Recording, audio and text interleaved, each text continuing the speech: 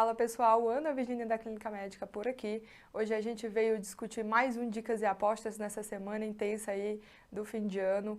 E dessa vez a gente vai fazer os Dicas e Apostas para a prova da PUC São Paulo, tá? E aí a gente vai discutir exatamente como é o padrão de cobrança da PUC São Paulo, pra você já ir para a prova com tudo e não ser pego de surpresa. Então, a gente geralmente tem um grau de dificuldade médio, moderado a alto, tá? Com questões que exigem um raciocínio clínico e tem uma cobrança de conceitos mais clássicos, então diabetes, PCR na questão do ACLS, taquiarritmias, eles gostam bastante de tireoides, cobrando ali hipotireoidismo, nódulo tireoidiano, mas obviamente, como toda prova, tem algumas exceções e eles acabam cobrando conceitos um pouco mais específicos, como já cobrou, por exemplo, a presença dos anticorpos e a associação com as doenças reumatológicas.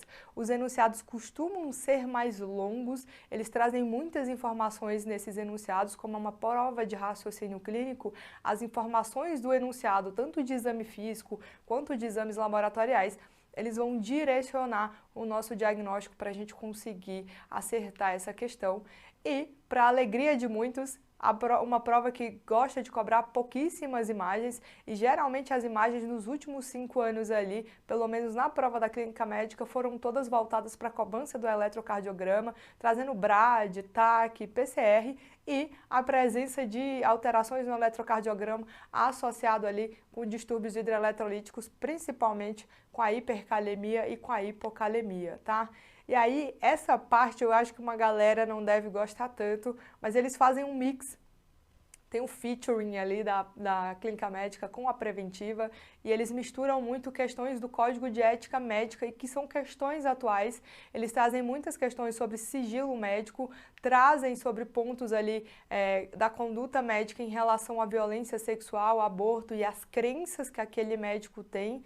Tá? E eles também trazem questões sobre as redes sociais, então postagem dos conteúdos das redes sociais, aquelas comparações de imagens de antes e depois, se pode, se não pode, então é um assunto que eles gostam de cobrar, que mistura muito a preventiva com a clínica médica em relação a esse Código de Ética Médica, beleza? E aí, entrando nos 3 assuntos que a gente vai discutir hoje, um dos assuntos queridinhos da PUC São Paulo e que eu aposto que vai se repetir porque vem se repetindo ao longo dos anos, é a oncohematologia. E aí, na oncohematologia, a gente divide geralmente em 4 grupões de doenças, mas eu trouxe uma 5ª doença também, que caiu no ano de 2024 e é um tema que pode se repetir. Então, aproveitando que aqui é o nosso Dicas e Apostas, e a gente vai revisar esse conteúdo da oncohemato com tudo. Então, começando pelas leucemias agudas. Sempre que a gente tem processos agudos na hematologia, a gente tem que pensar em blastos. E os blastos são células imaturas que estão se proliferando e vão infiltrar a minha medula óssea. Se o blasto infiltra e ocupa a medula óssea, não sobra espaço dentro dessa medula óssea para as outras células e geralmente as leucemias agudas elas se manifestam, tá aqui ó, como uma pancitopenia. O paciente transmite isso na forma de sintomatologia com febre, com cansaço, com sangramento. E se eu tenho infiltração da minha medula óssea por blastos, eu vou dar o meu diagnóstico através da visualização dos blastos nessa medula óssea. Então, a gente quer biopsiar a medula óssea e verificar uma presença de 20% ou mais de blastos. E aí a gente diferencia as leucemias agudas em 2 subtipos. A leucemia mieloide aguda, que é muito mais comum no adulto, e o que aparece mais na prova é o subtipo M3 dela, que a gente chama de leucemia promielocítica aguda, e ela cai mais na prova porque há muitos anos atrás ela estava associada a muitos eventos catastróficos, principalmente eventos de sangramento, como a coagulação intravascular disseminada. Só que nos últimos anos se descobriu um tratamento específico para o subtipo M3, ou seja, específico para a promielocítica aguda, que é o ATRA, é o ácido transretinoico, e isso muda completamente o desfecho desses pacientes. Então, LMA, leucemia aguda, a gente quer ver blastos no adulto, e o subtipo que mais cai é o M3. Beleza? Olhando agora para a leucemia linfóide aguda, A gente tem uma leucemia aguda muito mais presente nas crianças, é uma das neoplasias hematológicas mais comuns da infância, e linfócitos, eles têm muita afinidade pelo meu sistema retículo endotelial, então eles infiltram o sistema nervoso central, testículos, baço, então faz uma esplenomegalia, pode infiltrar fígado, fazer uma hepatomegalia, e eles podem fazer dor óssea associada, tá? E linfócitos conseguem atravessar a barreira hematoencefálica, fazendo infiltração ali do sistema nervoso central. E aí tem duas coisas importantes aqui. Se as duas leucemias, tanto a mieloide aguda quanto a linfóide aguda, são causadas por blastos, eu preciso diferenciar esse blasto de um blasto mieloide para um blasto linfóide. E a gente consegue diferenciar, e as bancas trazem isso para você, a PUC São Paulo em específico cobra isso de você, as principais características aqui, ó, do meu blasto mieloide, que é presença de bastonetes de Auer e esse MPO é mieloperoxidase positivo, tá? Então eu preciso saber essas características do blasto mieloide, tá? Já as características do blasto linfóide, ele é muito mais difícil de caracterizar. Vê lá que ele tem várias características, então PAS positivo, CD20, CD3, então eu não preciso que vocês decorem essas características do blasto linfóide, mas eu preciso que vocês decorem a do blasto mieloide ali, bastonetes de Auer e mieloperoxidase positivo, tá? E aí, uma informação importante no tratamento da leucemia linfóide aguda é que, geralmente, o tratamento é com corticoide, tá? Você faz uma indução de corticoide nesses pacientes, porque o corticoide consegue reduzir a população de linfócitos, você faz quimioterapia e como esses linfócitos conseguem atravessar a barreira hematocefálica e infiltrar o sistema nervoso central, às vezes a gente pode precisar fazer profilaxia com metotrexato intratecal. Beleza? De leucemias agudas era isso. Vamos passar agora para as leucemias crônicas. E quando a gente fala de quadros crônicos na hemato, a gente obrigatoriamente está falando de células maduras. Então, por exemplo, se eu tenho um quadro crônico, uma neoplasia hematológica crônica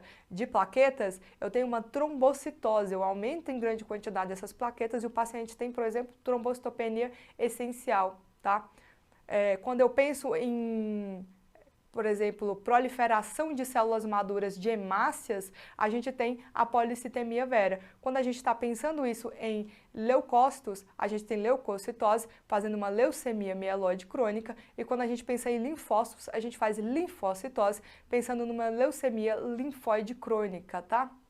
E aí, coisas que eu preciso que vocês saibam para a gente conseguir diferenciar a LMC da LLC. A LMC é caracterizada tipicamente pela presença do cromossomo Filadélfia e pela produção da tirosina quinase. Se eu produzo a tirosina quinase, obrigatoriamente, o tratamento da LMC vão ser com inibidores da tirosina quinase. Tá? E aí, esses pacientes da LMC têm leucocitose, então vai aumentar todo o diferencial de leucócitos. Então, eles fazem aumento de eosinófilos, aumento de basófilos, aumento de neutrófilos, de monócitos, tá? Então, esses pacientes aumentam toda essa linhagem celular.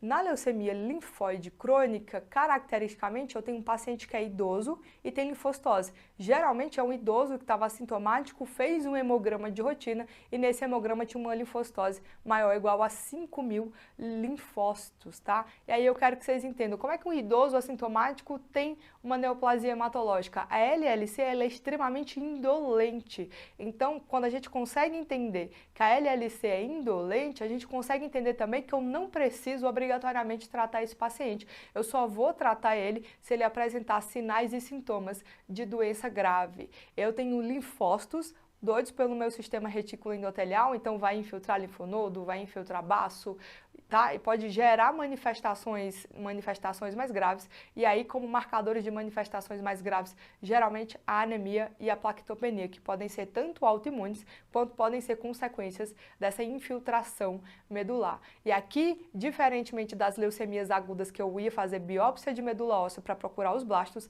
aqui eu tenho células maduras na minha periferia. Então eu vou olhar o sangue periférico desse paciente e eu posso fazer imunofenotipagem, citometria de fluxo no caso da LLC e no caso da LMC, da mieloide crônica, a gente vai procurar o cromossomo Filadélfia e a tirosina quinase.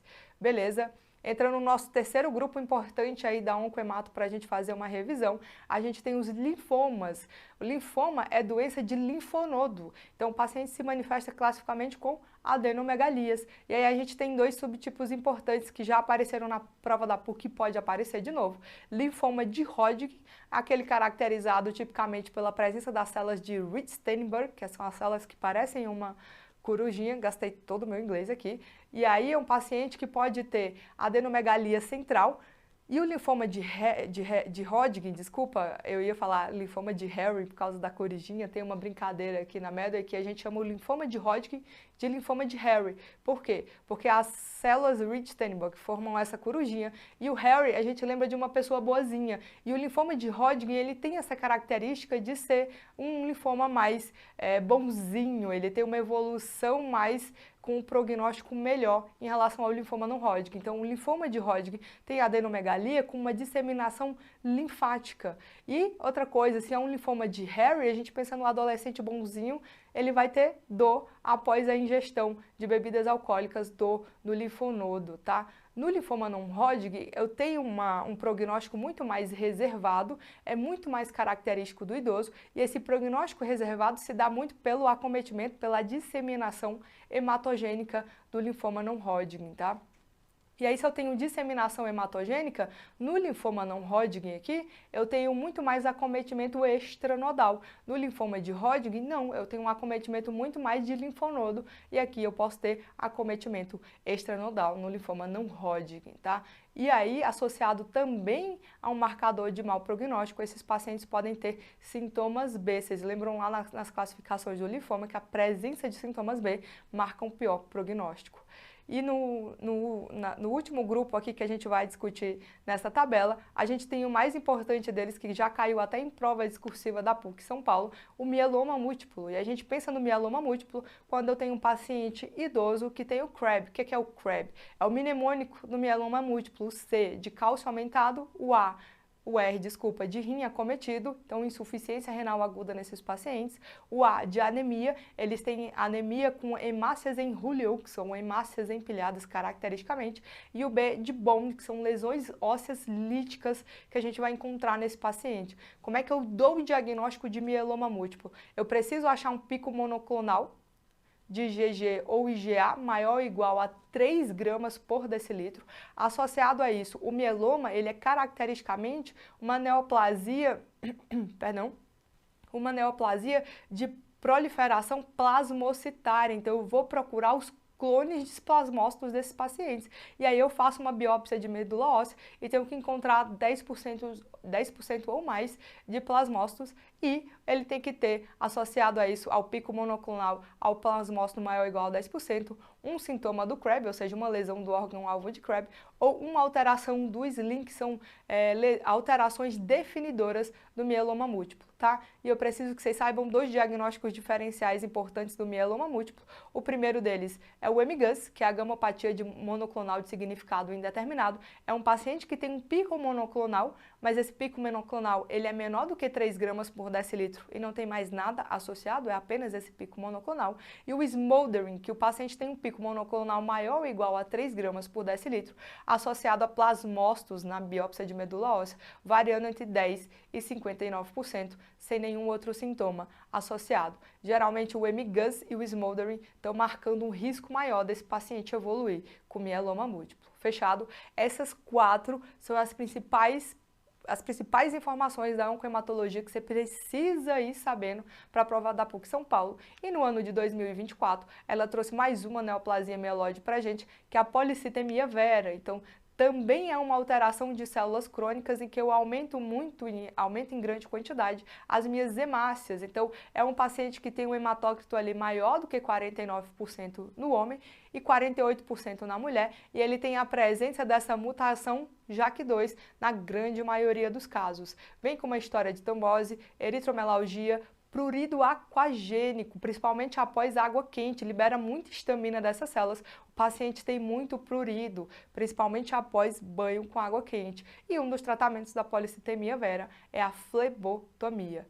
Beleza? De oncohemato, essa era a principal parte. Agora a gente vai para o nosso segundo assunto, mas antes disso a gente vai rever uma questão que caiu sobre o tema na PUC São Paulo de 2022. E a questão trazia para a gente que a gente tem uma paciente chamada Aparecida, com 62 anos, tem anemia, uma paciente idosa com anemia, cálcio iônico de 1,5 aumentado, um déficit de função renal com uma creatinina 2,3, ou seja, disfunção renal, e trouxe uma radiografia de crânio que está apresentada em seguir com essas lesões enegrecidas distribuídas por todo o crânio, ou seja, essas lesões pretas, elas são lesões líticas no crânio desse paciente. Então a gente tem um paciente idoso com anemia, com cálcio aumentado, com disfunção renal e com lesão lítica, a gente tem um paciente com mieloma múltiplo. E aí o que a questão perguntava para a gente, pensando no diagnóstico mais provável, vamos começar a ler a letra A, ele fala, a hipercalcemia é secundário ao estímulo dos mediadores que determinam a reabsorção pelos osteoblastos, tá? Quem faz reabsorção óssea é osteoclasto, não é osteoblasto, tá? Então o primeiro erro começa aí. E a hipercalcemia do mieloma múltiplo, ela ocorre por invasão óssea, principalmente invasão da medula óssea causada pelos clones de plasmócitos, não é secundário ao estímulo de reabsorção óssea, é invasão óssea que o clone plasmocitário vai fazer.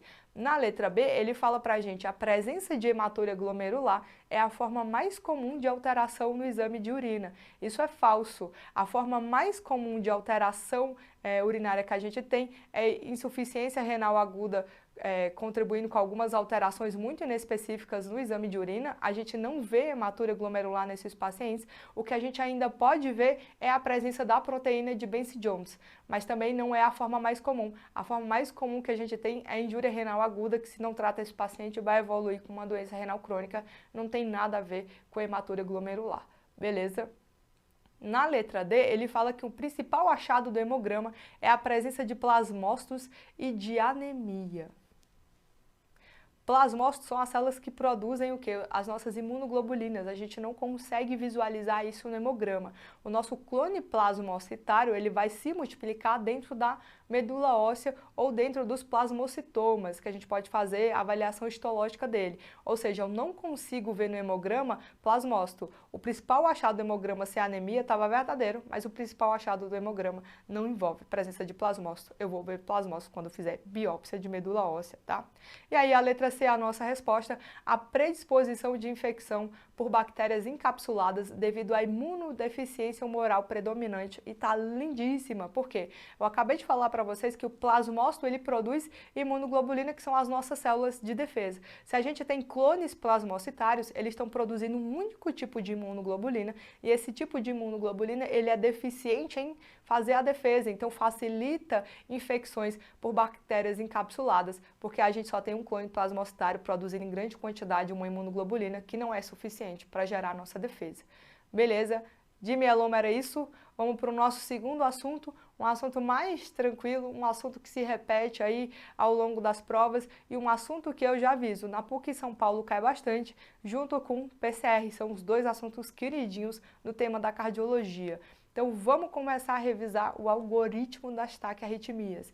E aí a primeira pergunta que a gente sempre faz é se tem onda P. Se eu tenho onda P, eu vou me perguntar se essa onda P é sinusal, ou seja, se ela está positiva em D1, D2 e AVF, e se a cada onda P, sucedendo ela, eu tenho um QRS. Então uma onda P, um QRS, uma onda P, um QRS e essa onda P sendo sinusal. Se eu tenho tudo isso presente, esse paciente tem uma taquicardia sinusal e aí todo tipo de causa pode levar a uma taquicardia sinusal, dor, ansiedade, processo infeccioso. Isso são causas que a gente vai tratar vai tratar a patologia do paciente e não a taquicardia em si. Mas quando eu olhei para a onda P, essa onda P está presente, mas ela não tem característica sinusal, aí eu vou pensar muito mais numa taquicardia atrial uni ou multifocal. Se eu avaliei no começo do meu fluxograma se tinha onda P e não tinha onda P, a segunda pergunta que eu faço é se tem onda F, porque se tem onda F, a gente fecha o diagnóstico de flutter, tá? Então, avaliei onda P, não tem onda P, eu vou avaliar onda F. Se tem onda F, a gente fala que é flutter. Se não tem onda F, a gente vai seguir o fluxograma, investigando a presença, avaliando o tamanho do QRS. Esse QRS, ele é estreito, ou seja, menor do que 120 milissegundos. Se ele for estreito, a gente vai avaliar o intervalo RR. Se o intervalo RR é regular, a gente está pensando num ataque supraventricular, mas se o meu intervalo RR é irregular, a gente vai pensar numa fibrilação atrial, beleza? Agora eu avaliei o QRS. Esse QRS está maior do que 120 milissegundos, ou seja, não é um QRS estreito, é um QRS largo. A gente vai pensar nas taquicardias ventriculares, tá? E aí o que geralmente a PUC gosta de cobrar para vocês? Tratamento, na hora que você identificar que essa é uma taquiarritmia instável. E como é que a gente avalia os critérios de instabilidade desse paciente? Com os nossos 4D. A gente tem desmaio, a gente tem dispneia, dor torácica e diminuição da pressão arterial, beleza? Então, 4Ds, qualquer um desses Ds presente, a gente fala que esse paciente tem critérios de instabilidade. Se nenhum deles está presente, a gente fala que o paciente não tem critérios de instabilidade e por isso a gente vai manejar conforme a taquicardia do paciente, beleza? Qualquer um desses 4D presentes, a gente vai evoluir com cardioversão elétrica. Então, se eu tenho flutter, a minha indicação é fazer 50 a 100 joules. Se eu tenho uma TV com pulso, a minha indicação é começar com 100 joules. Se eu tenho uma fibrilação atrial, 120 a 200 joules podem ser aplicados nesse paciente. Lembrar sempre que, se você for fazer cardioversão elétrica num paciente que tem nível de consciência, que está instável por um desses critérios, ele vai sentir dor. Então, você precisa fazer uma sedação antes de fazer a cardioversão elétrica. Isso é uma dica muito valiosa para as provas práticas de vocês, porque geralmente isso pontua no checklist. Beleza? Vamos ver como é que isso caiu na prova da PUC em 2023. Então, a gente tem um paciente de 68 anos que foi encaminhado ao serviço de emergência com queixa de palpitação há 2 horas, dispneia no repouso, com dor precordial em aperto e sudorese fria, ou seja, tem sinal de instabilidade, tá? Tem antecedentes de diabetes mellitus há 10 anos e hipertensão arterial sistêmica há 20 anos, tabagista de longa data, tem 2 irmãos com histórico de insuficiência coronariana. Então, a gente tem uma paciente idosa com palpitação e sintomas de instabilidade. Tem uma dor precordial importante com uma dispneia em repouso, tá? Isso é um marcador de instabilidade. E aí, a gente vai avaliar o eletro dessa paciente e aí a gente procura a onda P. Eu consigo visualizar a onda P desse paciente? Aparentemente, não. Se eu não consigo visualizar a onda P, a gente viu que pelo fluxograma a gente vai procurar a onda F. E eu também não vejo onda F. Então, eu não posso classificar como flutter. Eu não vejo onda F, eu vou avaliar o QRS desse paciente e, visivelmente, esse QRS ele é estreito, ou seja, menor do que 120 milissegundos. Se eu não consigo visualizar a onda P, não tem onda F e o meu QRS é estreito, qual é o diagnóstico dessa taquicardia? Ela é uma taquicardia supraventricular. E é uma taquicardia supraventricular com sinais de instabilidade. E aí ele pergunta para a gente, após a realização do eletrocardiograma anexado abaixo, qual seria a melhor conduta? A adenosina é uma boa opção para paciente que está com taco supra estável, tá? Celozoc é o metoprolol. A gente não faz metoprolol no paciente com TAC supra instável. A gente vai fazer cardioversão elétrica sincronizada, tá? Uma dica importante antes da gente passar pelos outros conteúdos é que eu preciso que vocês também deem uma olhada nos tratamentos específicos de cada taquicardia e de cada bradicardia para conseguir manejar na prova. Mas taquicardias instáveis são os assuntos queridinhos ali, é um tópico extremamente querido pela PUC São Paulo, por isso é uma nossa aposta de que esses assuntos eles possam se repetir. Taquiarritmias e PCR para seguir o fluxograma do ACLS tem se repetido ao longo dos últimos 5 anos, beleza? Vamos para o nosso último assunto que é sífilis.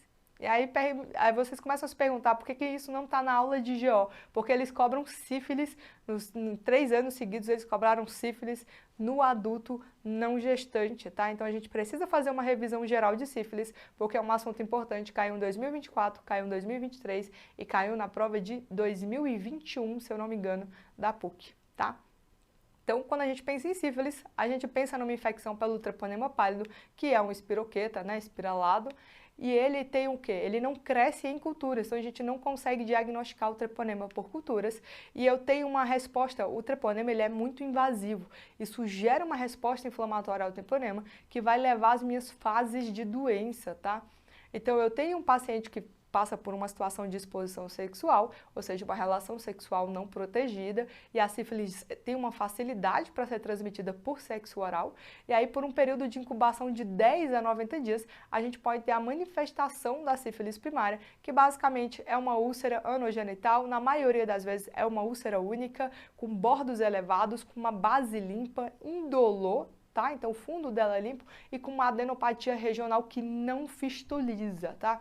Vocês lembram daquele fluxograma das doenças sexualmente transmissíveis da AGO? Então, uma adenopatia regional que não fistuliza. Passou a fase da sífilis primária, porque isso aqui ele aparece e desaparece sozinho. Então, você não trata paciente e essa lesão desaparece. E aí, depois de um tempo, geralmente de 6 semanas a 6 meses de período de incubação, a gente começa a entrar na manifestação da sífilis secundária. E aí eu quero que vocês entendam que a sífilis secundária, ela ocorre necessariamente de uma disseminação na corrente sanguínea, ou seja, uma bacteremia desse treponema pálido. Mais de 90% dos casos da sífilis secundária vai apresentar lesão de pele e ou mucosa. Lembra daquelas lesões palmoplantares? É aqui na sífilis secundária que aquelas lesões palmoplantares vai cair e já apareceu na prova da PUC São Paulo exatamente uma pessoa com a imagem com lesões em palma das mãos e planta dos pés, sugerindo o quadro de sífilis secundária. E por esse quadro de bacteremia do treponema, que ele está se disseminando ali pela corrente sanguínea, o paciente pode ter febre, adenopatia generalizada, hepatite, nefrite, pode ter alopecia, pode ter artrite, pode ter uma grande variedade de sintomas sistêmicos que o treponema ele vai causando, tá? Passou mais um tempo, passou um tempo ali de 5 a 30 anos de incubação, esse paciente não foi tratado nem diagnosticado, ele pode evoluir com a sífilis terciária. E a sífilis terciária ele vai evoluir com aquelas gomas, aneurisma de aorta, então tabes dorsales, que são quadros muito mais graves e que hoje, graças a Deus, a gente vê isso muito mais raramente, né? A gente quase não vê sífilis terciária porque o tratamento é bastante eficaz com a penicilina, tá? Então, lembrar também que a sífilis terciária ela faz granulomas, então pode fazer hipercalcemia na sífilis terciária, beleza? E aí a gente viu três situações, a gente viu sífilis primária, sífilis secundária e sífilis terciária. Isso tudo são manifestações clínicas da doença, mas vejam que tudo tem um período de incubação. E nesse período de incubação, a gente vai falar que o treponema ele entrou num período assintomático, um período de latência. E aí uma coisa que eu preciso que vocês entendam é que sífilis latente é um paciente assintomático com exame de sífilis positivo e obrigatoriamente eu trato esse paciente. Eu não vou esperar ele melhorar sozinho, porque ele não melhora, ele vai evoluir ali para uma sífilis terciária, beleza? E aí só para a gente classificar, a gente fala que uma sífilis latente recente é menor do que 1 ano e aqui eu tenho maior transmissibilidade e maior do que 1 ano a gente tem sífilis latente tardia, que a gente não tem clareza de transmissão nesses pacientes, tá? Testes diagnósticos, isso é extremamente importante, porque nas questões de sífilis que caíram dentro da clínica médica da PUC, eles cobraram que tipo de teste era aquele, se era teste treponêmico, teste não treponêmico, se ele tinha sensibilidade ou não. Então vamos começar com os testes treponêmicos. Teste treponêmico é um teste que vai detectar anticorpos que são específicos contra os antígenos produzidos pelo treponema pálido. E aí, teste rápido, CMIA, o ELISA e o que a gente mais vê é o FT-ABS, tá? E o teste rápido são os dois que a gente mais encontra, mas geralmente o que aparece mais na prova é FT-ABS, tá? E eles ficam positivo primeiro, então antes dos testes não treponêmicos, o primeiro a positivar são os testes treponêmicos, eles ficam positivos 5 a 15 dias após o aparecimento do cancro duro da sífilis. E aí, uma vez positivo, ele gosta tanto do treponema pálido que ele vai ficar positivo para o resto da vida. Por isso que testes treponêmicos, eles não conseguem me ajudar nem monitorar tratamento e nem serve para avaliar reinfecção, porque uma vez positivo, ele persiste positivo por toda a vida. E se é um teste que fica positivo muito cedo e fica positivo por toda a vida, eu consigo afirmar que ele tem uma alta sensibilidade. E isso já caiu uma das alternativas para você afirmar sobre os testes treponêmicos. testes treponêmicos não têm baixa sensibilidade, têm alta sensibilidade. É só pensar que ele fica positivo muito cedo e que ele fica positivo por toda a vida. E eles detectam anticorpos específicos contra os antígenos produzidos pelo treponema pálido, tá? Isso também já caiu, precisa saber essa definição e, obviamente, a gente consegue concluir disso tudo que testes treponêmicos não marcam atividade inflamatória de doença, ou seja, pode estar presente ali porque o paciente teve uma infecção, ele está tendo uma reinfecção, mas não tem nada a ver com isso porque ficou positivo desde o primeiro contato com o treponema. Beleza? Perdão. E aí a gente vai para os testes não treponêmicos. Um dos testes não treponêmicos que a gente mais utiliza na prática é o VDRL, mas eu coloquei o nome dos outros para vocês saberem, porque na hora que as alternativas vão afirmar quais são os testes não treponêmicos, tem que saber visualmente que é o PRP, o TRUST e o USR também são testes não treponêmicos. Ele demora um pouco mais para ficar positivo, o Ministério da Saúde coloca ali 1 a 3 semanas após o aparecimento do cancro duro e ele atinge um pico ali de positividade máxima em 1 a 2 anos. Se esse paciente não for diagnosticado e nem tratado para sífilis, os níveis do VDRL naturalmente vão cair, tá? E ele auxilia a gente na monitorização no tratamento e no diagnóstico de reinfecção. E o VDRL, ele é um teste tanto qualitativo quanto quantitativo. Então, qualitativo por quê? Você vê se a amostra é positiva ou não. Se a amostra for positiva, ou seja, qualitativamente ele é positivo, aí você vai avaliar ele quantitativamente. Você vai diluir essas amostras. E quanto mais você dilui as amostras, quanto mais você dilui, e se você continua diluindo, encontrando treponema, significa que a carga de treponema é muito grande. Por isso que quando a gente tem um denominador de 1 para 16, para 32, para 64 e 1 para 128, 128 é o número de diluições que eu precisei, o número de diluições máximas que eu fiz e encontrei treponema, ou seja, aqui o 128 está falando a favor de carga de treponema. Quanto maior o meu denominador, maior a quantidade de treponemas que eu tenho nesse paciente, tá? Então, o VDRL fala a favor disso. Então, é um teste tanto qualitativo quanto quantitativo, tá? E aí ele vai aumentando o número de diluições para ver a máxima diluição que você consegue encontrar treponemas, tá? E aí, basicamente, o Ministério coloca pra gente que se eu tenho um teste não treponêmico positivo em altos títulos, ou seja, um VDRL bastante alto, com um teste treponêmico positivo, a gente tem sífilis confirmada, você pode começar a tratar esse paciente. Mas se você tem um teste não treponêmico positivo em baixos títulos, o que são baixos títulos? Um VDRL menor ou igual a 1 para 4. Com um teste treponêmico positivo, isso pode ser tanto cicatriz sorológica quanto infecção recente. Como é que você vai diferenciar isso? Na cicatriz sorológica, esse paciente ele tem um tratamento adequado, documentado, e ele fala para você que não teve reexposição, que não teve reinfecção. Aí a gente considera essa alteração teste não treponêmicos, ou seja, VDRL em baixos títulos, com um teste treponêmico, ou seja, um FT-ABS positivo, como cicatriz sorológica.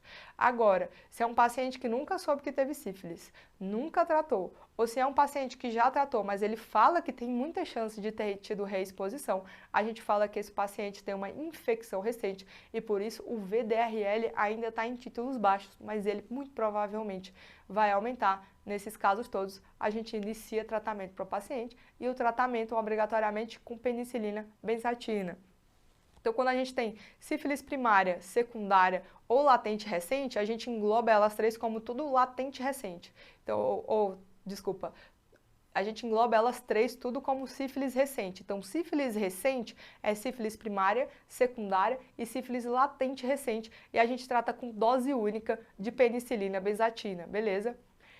E quando a gente tem sífilis que a gente fala que é tardia, é a sífilis terciária ou a sífilis latente tardia, a gente vai tratar com penicilina benzatina, mas a gente trata ela em 3 doses. E essas 3 doses são com intervalos de 7 dias. Então, dia 1, dia 8 e dia 15. O Ministério da Saúde, na população adulta não gestante, fala que a gente não precisa retratar, reiniciar o tratamento se o intervalo for no máximo de 14 dias. Se passar de 14 dias, a gente considera como não adequadamente tratado e precisa reiniciar o esquema. Então, o ideal, o indicado, é que o intervalo entre uma dose e a outra seja de 7 dias, respeitando o máximo ali de intervalo de 14 dias. Se passar de 14 dias, a gente considera como não adequadamente tratado.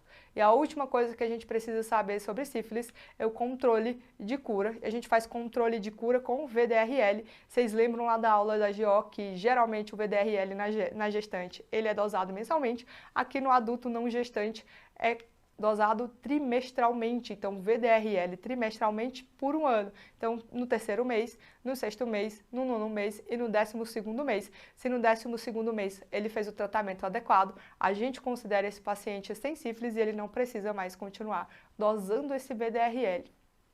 E como é que eu acompanho esse controle de cura se o paciente tem uma sífilis recente, ou seja, primária, secundária e latente recente?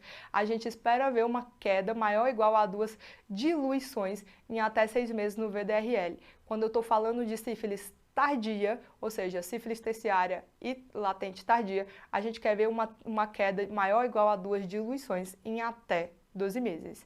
Beleza? Esse era o apanhado geral de sífilis no adulto não gestante, que eu precisava que vocês soubessem, porque já caiu mais de uma vez aí na prova de clínica médica da PUC São Paulo. Vamos ver uma questão para a gente finalizar esse dicas e apostas. Então, considerando as manifestações clínicas de sífilis adquirida, é correto afirmar que as manifestações clínicas de sífilis adquirida são frequentes na sífilis latente, especialmente na tardia? Eu acabei de falar para vocês que o sífilis latente é o quê? É um paciente que ele é assintomático do ponto de vista clínico. Então, eu não tenho manifestação clínica no paciente que tem sífilis latente, tá? Então, essa alternativa está completamente incorreta. Na letra D, ele faz que a linfadenopatia regional é mais frequente na sífilis secundária. E a gente viu que linfadenopatia regional é mais frequente na sífilis primária. Na sífilis secundária, eu já tenho geralmente uma linfadenopatia generalizada. Lembra que na sífilis secundária, o paciente tem bacteremia pelo treponema pálido, tá? Condiloma plano ocorre na sífilis terciária? Não. O condiloma plano, que é o outro nome lá do cancro, ele pode aparecer na sífilis secundária, tá? E não na terciária.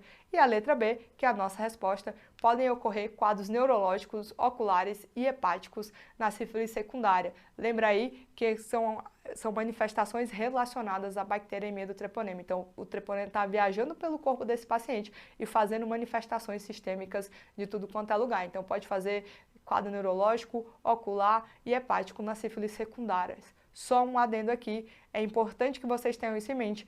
Neurosífilis pode acontecer em qualquer fase da sífilis. Não precisa ser esperar uma fase latente recente, uma fase latente tardia, secundária ou terciária. Neurosífilis pode acontecer em qualquer momento do paciente contraindo treponema pálido. Beleza? Era isso que a gente tinha para revisar aí dos principais pontos que caem na prova da PUC São Paulo. Sífilis é um tema extremamente importante e eu trouxe para a gente dar uma revisada, porque geralmente vocês veem esse assunto só na GO, então esse é o ponto de vista da clínica médica sobre sífilis, tá? Curtam aí o vídeo, segue a gente aqui no canal do YouTube, porque faz com que esse vídeo chegue mais fácil em você e em outras tantas pessoas que também estão prestando prova de residência médica. Essa é um dos nossos mais vídeos e mais trabalhos aí na cobertura de provas. A gente está junto com vocês desde o comecinho na preparação e a gente continua junto com vocês até o final, até a revisão das provas, até a cobertura, correção de provas e tudo vocês conseguem consumir esse tipo de conteúdo aqui no YouTube. Por isso é extremamente importante para a gente que vocês curtam o vídeo e sigam a gente. E até a próxima. Foi um grande prazer fazer essa revisão com vocês. Terão as próximas revisões e a gente se encontra nas portas de provas, especialmente a porta de prova da PUC.